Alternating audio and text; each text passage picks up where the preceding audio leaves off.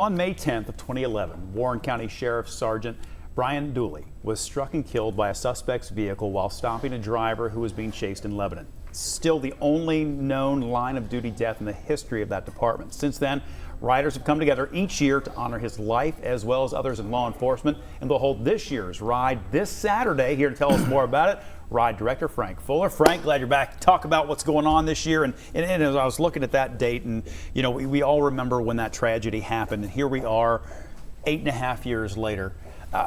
Are you touched that people still want to come together and do this ride in Brian's memory? You know, it's really amazing the amount of support we've gotten over the last 9 years, and you're right, it does impress me with everybody willing to jump back in and support this ride. But we support a lot of good causes. You know, we've got Maddie's Hope, who helps families whose children are suffering from cancer.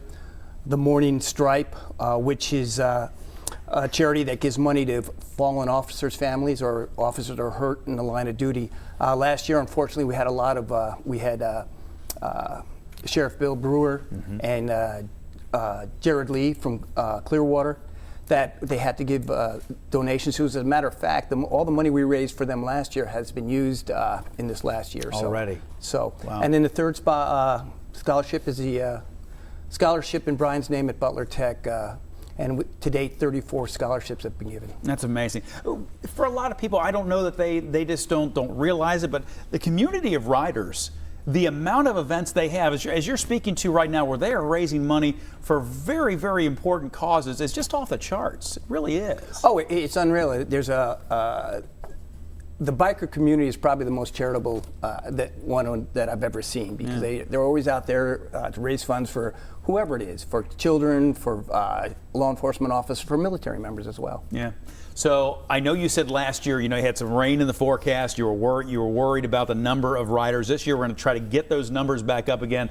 It's going to be a little bit warm. Why should that not prevent people from coming? Okay, we have a contingency plan. It's called Beat the Heat. We're going to have a lot of water, free water, both at the dealership at Powder Keg Harley Davidson out of Cowan Lake.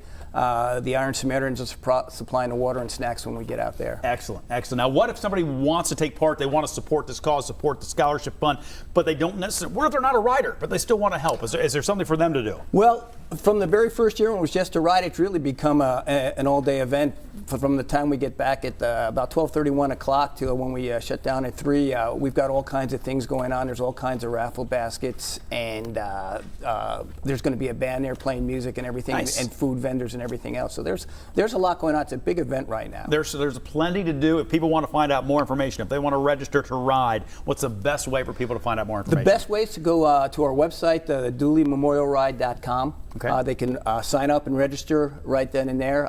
If people are going to come out, we open registration at 8 o'clock in the morning. We have a pre-briefing at 9:30. At 10 o'clock, we're wheels up, and again, we're back by about 12:30, 1 o'clock. Awesome. Well, we'll get that up at local12.com as well, so you'll be good to go to find information. Frank, it's good to see you. Thank you for what you do. Thanks really for do appreciate it. Now,